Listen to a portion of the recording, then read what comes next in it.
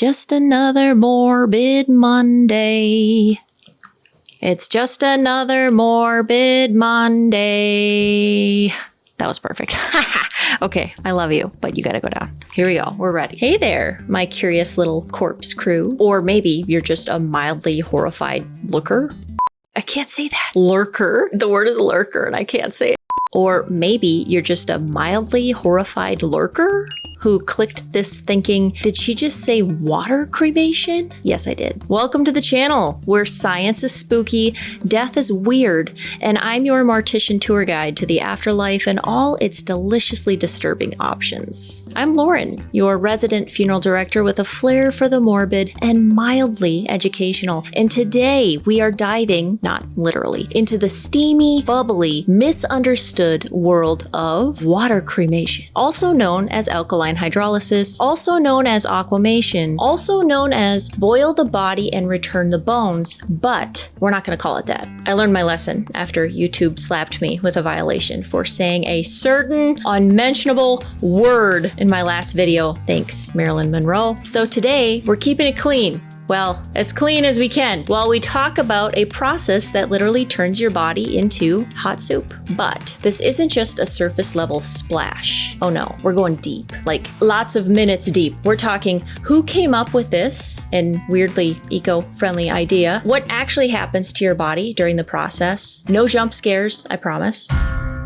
Why the Catholic Church is mad about it, and whether or not your local tap water now contains bits of Steve from accounting. Spoiler alert, it doesn't. So grab a drink, snuggle up with your favorite pet or emotional support skeleton, and let's break this down the only way I know how, with curiosity, compassion, and probably a few jokes that make my licensing board nervous. But anyways, moving on. Okay, before I go into water cremation, Hannah, can you put my intro there? Cue the intro!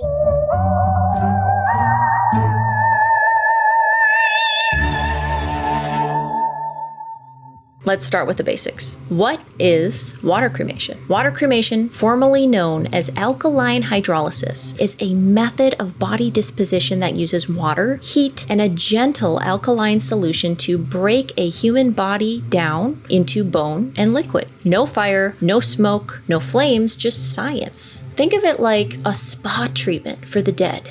But instead of cucumber water and whale sounds, it's 95% water, 5% potassium hydroxide, a closed, pressurized chamber, and a few hours of simmer time. The result? A sterile liquid. We'll talk more about that soon. Soft, white bones that are dried and returned to the family as cremated remains, and zero DNA, disease, or creepy residue in the water. That part is important. Write it down, highlight it, tattoo it on your brain right now. Water cremation is marketed as a gentler, greener alternative to flame cremation. It produces about 1/10 of the carbon emissions, uses significantly less energy, and doesn't involve burning natural gas to incinerate your corpse at 1800 degrees Fahrenheit. Environmentally, it's kind of the overachiever of the death world. Now that we know what water cremation is, let's talk about who the hell came up with this bubbling cauldron of human reduction. Because, spoiler alert, it wasn't a yoga-loving environmentalist sipping kombucha in a forest. Nope. The whole thing started way back in the 1800s, and honestly, the backstory is so much grosser than you think. So let's rewind to the year 1888, the same year the first wax drinking straw was patented, Vincent van Gogh was painting Starry Night, and some guy decided to invent a machine to liquefy dead animals. Enter Amos Herbert Hobson, British-born, American immigrated, possibly the original mad scientist Mortician. This guy patented a pressurized steam device to break down animal carcasses with water and chemicals. The goal, to extract fat from dead things and turn it into soap. Yes, soap. Suddenly that Victorian lavender bar feels a little less charming, doesn't it? And here's the part I cannot make up. He allegedly tested his early prototypes using a bathtub. Like a regular, horrifyingly non-sterile Victorian clawfoot bathtub. Just picture it, Amos in his little lab coat, or probably just his suspenders, cooking up cow carcasses in a bath like it's beef stew Sunday. Except the stew is made of skin. And the end goal is fat extraction. This is literally the origin story of a horror villain. Of course, he eventually refined the process into something more industrial, but that tub time tissue tenderizer was a crucial first step. Fast forward to the 1990s, science was booming. The X-Files was on TV, and university labs were dealing with a real problem: radioactive cadavers. Imagine you're a researcher and you've got a body that's been dosed with radioactive isotopes for medical testing. You can't burn it. You can't bury it. What do you do? Enter Alkaline Hydrolysis 2.0. Dr. Gordon Kay and Dr. Peter Weber at Albany Medical College resurrected Hobson's creepy invention with a scientific twist. They created the modern resumator, it's a prototype, as a safer, cleaner way to dispose of contaminated biological material. And then, in 2005, the Mayo Clinic in Minnesota said, hey, what if we use this on people? Cue gasps. Cue ethical debates. Cue a whole bunch of funeral directors going, wait, we can do what now? Thus began the modern era of water cremation. And like any good spooky trend, it started slow. Minnesota was the first state to legalize it. Then came Florida, Oregon, and California. Now nearly 30 states are on board. The Catholics, however, we'll get to them. Don't worry. But here's the kicker. While the science improved, the core concept hasn't changed in over a century. It's still a sealed chamber, alkaline water, gentle heat, and time. Only now, instead of animal carcasses or lab rats, it's, well, grandpa. So yeah, you could say water cremation has a very bubbly backstory. But now that we've covered the who, when, and why of this morbid machine, let's talk about what actually happens inside of one. Because it's not just pop in the body, wait a few hours, and collect up what's left. There's chemistry, there's bone drying, and yes, there's a high pressure water jet involved. So buckle up, we're going inside the machine. I feel like we're on the magic school bus and I'm taking you inside the machine right now. Do you feel it? Envision it. Moving on. All right, my little death detectives. Let's talk about what really happens when someone is water cremated. Because this isn't just put body in, take goo out. There's real chemistry, real pressure, real time involved. And by the end of this, you'll understand exactly how we go from person to powdered bones and a beaker of broth. The body is fully clothed or in a shroud, depending on the facility's preference, is gently placed into a sealed stainless steel chamber. And this thing looks like a cross between a futuristic coffin and a commercial dishwasher, or the Ocean Gate submarine. I mean, take your pick. There are two types of machines. Did you know that? There's two types of water aquamation machines on the market today, but we'll get to those soon. But for now, we'll go over the basics. Once inside the chamber, it's filled with a solution that's 95% water and 5% potassium hydroxide or sodium hydroxide. This creates a super alkaline liquid with a pH of around 13 to 14. That's more basic than bleach, more powerful than drain cleaner, and weirdly gentle on your bones. That solution is heated to somewhere between 200 to 300 degrees, depending on the machine model. For context, boiling is 212 degrees Fahrenheit. So this isn't a roiling boil, more like a low simmer. Over the next several hours, anywhere from 3 to 16 hours, again, depending on the pressure and the heat level, the body slowly breaks down. What breaks down? Great question. I'd love to tell you. Soft tissue, muscles, organs, skin, cartilage, even the brain. These all liquefy into a sterile amber fluid made up of amino acids, peptides, sugars, and salts. Yes, that's what's left of you. Now here's the tricky part, the skull. The cranium is a protective fortress. For the water and alkaline solution to fully dissolve the brain and inner tissues, it has to reach inside. Different machines handle this in different ways. Some machines, I know you've seen them online, they have a rocking motion, a gentle side to side, which shifts the fluid throughout the body to naturally circulate it into the skull cavity. And by naturally, I mean there's like a spike on one end. So eventually you slide and then you get what I'm laying down. Anyways, think Olaf. I've been impaled. Can we insert that clip here? I've been impaled. Anyways, others use a directed water jet at the head end of the chamber, encouraging thorough circulation to every anatomical region. Let me be clear. There's no cracking open happening in some gruesome mechanical way. There's no skull saws, no pickaxes, just careful fluid dynamics, motion, and time. The whole process is closed, sterile, and completely respectful. Think less horror movie, more high-tech spa. When the cycle is complete, the chamber is drained, and we're left with two things. The liquid, a sterile, pathogen-free solution, no blood, no flesh, no DNA. I'm gonna say that again. There's no DNA in the water that's left over. It is safe to dispose of through the municipal wastewater system, where it goes through the same treatment process as everything else that you flush. Think about what you flush on a daily basis, by the way. You flush more human DNA down that toilet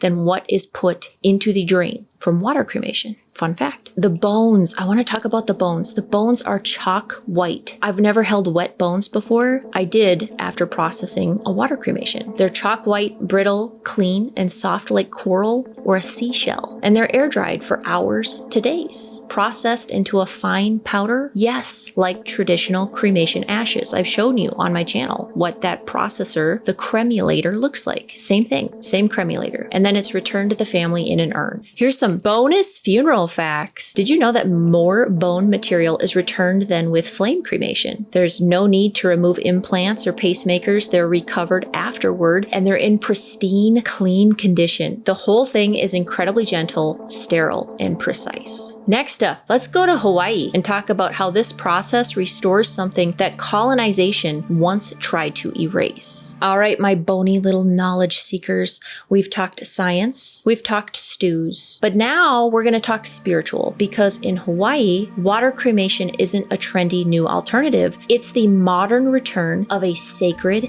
ancient ritual that was taken away, the iwi. And you're going to have to forgive me if I pronounce something incorrectly, and I really hope that we have someone comment from native Hawaiian culture in the comment section, because this is really interesting and I had to include it, and I didn't have anyone else to talk to about it. So here we go. In native Hawaiian culture, iwi, bones, are sacred. They carry mana, spiritual energy, ancestral connection. And traditionally, when someone died, their body was placed in a hidden cave or an imu, a burial oven, to naturally decompose the body. Sometimes the flesh was carefully removed by hand. The clean bones were wrapped and hidden in sacred caves near cliffs or volcanoes, places believed to hold spiritual power. But after the illegal overthrow of the Hawaiian kingdom in the late 1800s and the arrival of Christian missionaries, traditional Hawaiian death practices were labeled pagan, savage, and forbidden. Colonizers banned imu burials. They banned iwi care. Families were forced into Western-style embalming, caskets,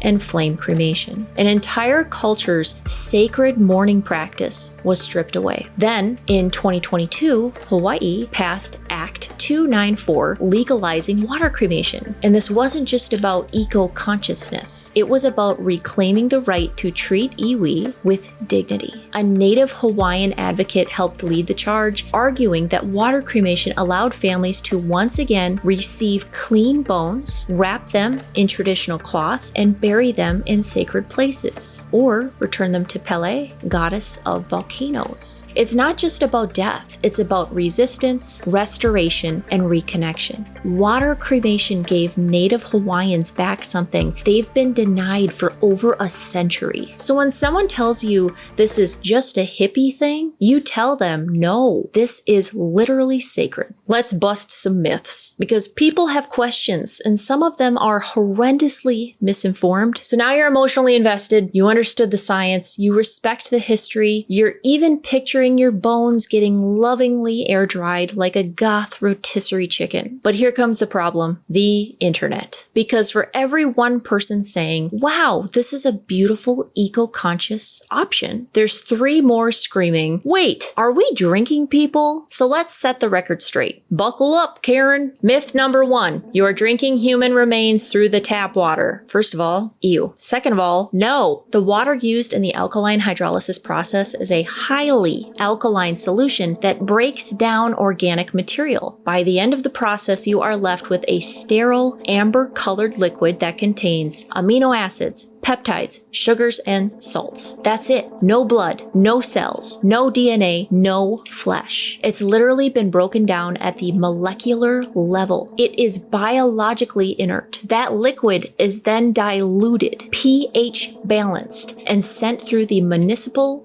wastewater system, where it goes through multiple stages of filtration and treatment, just like anything else that you flush. So unless you're personally drinking water straight from a treatment facility, raw and unfiltered, which if you are, please stop, you're not sipping Steve from accounting, I promise you. Myth number 2, there's no remains left to return to the family. Wrong again. This process actually leaves behind more bone material than flame cremation because it's gentler, there's less breakage, less pulverizing, and less burn off. The bones are chalk white. They're beautiful, porous, soft, like powdered coral. They're dried and ground into ashes and returned to the family in an urn. Yes, ashes, just a little softer, a little paler, a little less fiery. It looks like flour, beautiful white powdered flour. Myth number 3, this is gross and unnatural, okay? But burning a body with a propane flame hotter than lava is normal? Every death care method is weird when you zoom out and look at it. This one just happens to be scientific, sterile, and gentle. It's not gross, it's progress. Bonus myth, the church says it's disrespectful. The Catholic Church officially opposes alkaline hydrolysis because the liquid byproduct is washed into the wastewater system. They view that as undignified, but they do allow flame cremation, where your body is incinerated into particles and smoke. Again, make it make sense. For many families, water cremation is the more respectful choice. It's not about disrespect, it's not about redefinition. I know we touched on it briefly, but there are 2 main types of systems, and they approach the process a little differently, kind of like the difference between a gentle rocking cradle and a haunted hot tub. So let's break them down. Type 1, one type of machine is called, I'm going to call it the rocker. It's agitation based. The body is gently rocked through the cycle. The movement helps fluid reach every part of the body, especially the skull. It's not violent. It's like a final slow dance. Ideal for thorough, even distribution. And type 2 is the jet setter. I'm going to call it the jet setter. This model doesn't move the body at all. Instead, it uses targeted jets to circulate the alkaline solution, especially at the head and the torso. No movement, but still full breakdown. Less moving parts, less maintenance. Same clean result. But regardless of the system, the outcome is the same. Your tissue dissolves, bones remain, liquid is sterile, nothing is traumatizing. This is high-tech death care, and it's only getting better. That's what's really cool. Water cremation is legal in about 28 states, including Minnesota, California, Florida, Oregon, Washington, Colorado, Illinois, Maryland, Hawaii, and more. It's banned or unapproved in states like Texas, where multiple bills have failed due to opposition, largely from the Catholic Church, which objects to how the liquid is disposed of. Other faiths, like Judaism and Islam, traditionally prohibit cremation altogether, so water cremation is also a no, but Native Hawaiian communities, they've embraced it because for them, this was a return, not a rejection. Funeral reform is coming slowly, but it's coming. So we've talked through the history, the science, the skull-penetrating fluid jets, carefully worded, of course, the sacred bones, the myths, the machines, and the legislation. And now we find ourselves on the row, where things get quiet and where we sit with it. Because as cool and clinical as alkaline hydrolysis sounds, turning into sterile soup in a $400,000 chamber, this whole thing still comes down to something incredibly human. What do you want to leave behind? Not just physically, like the bones or the liquid in the ashes in an urn, but emotionally, spiritually, energetically. This process, water cremation, isn't just a method of decomposition, it's a mirror. It reflects how we're changing as a culture. It shows how people are starting to ask, do I really need to be embalmed and locked in a box for 400 years? Do I want fire or do I want something softer? What does it mean to leave gently? Take Desmond Tutu, Nobel Peace Prize winner, human rights icon. He chose water cremation because he wanted to return softly. No fire, no fuss, just kindness and chemistry. And now more people are quietly saying, yeah, me too. So maybe it's not for everyone. Maybe your Aunt Carol will always want the velvet-lined casket with the brass handles and the rosary beads, and that's fine. But for those who want an exit that feels cleaner, lighter, more like a dissolving than a burning, more like a bath than a blaze, water cremation is waiting. So whether you're team fire, team dirt nap, or team body soup, just remember there's no right way to die. And there are better ways to be remembered and better ways to honor what you believed in, even after you're gone. And that that is what this is really about. It's not about machines or bones or jets or pH levels. It's about intention. It's about exit strategy. It's about knowing that when you go the way you lived. Thoughtfully, meaningfully, maybe even a little weirdly, and 100% in your own damn style. So thank you for coming to death class today, weirdos. I feel weird calling you a weirdo because I'm a weirdo. Weirdos. Maybe we could be the weirdos or the club of weirdos, the morbid weirdos. If this episode made you think differently about your body or your bones or your bathtub, drop a skull emoji in the comments. I want to see them all. And if you want me to do a deep dive on something you're dying to know, let me know that in the comments too. You better believe I've got a shovel and some science with your name on it. So until next time, stay curious, stay creepy, and stay kind. I'm Lauren the Mortician, and this has been one moist little masterpiece. Love you. Oh wait, Mango's gotta say bye. She says, Mom, did you really just use the word moist? I know, I'm embarrassing. Oh, she's so sleepy. You smell good like a puppy. Can you sniff her? Oh. Okay, well, I'll be here snuggling my dog. I'll see you next week. Bye.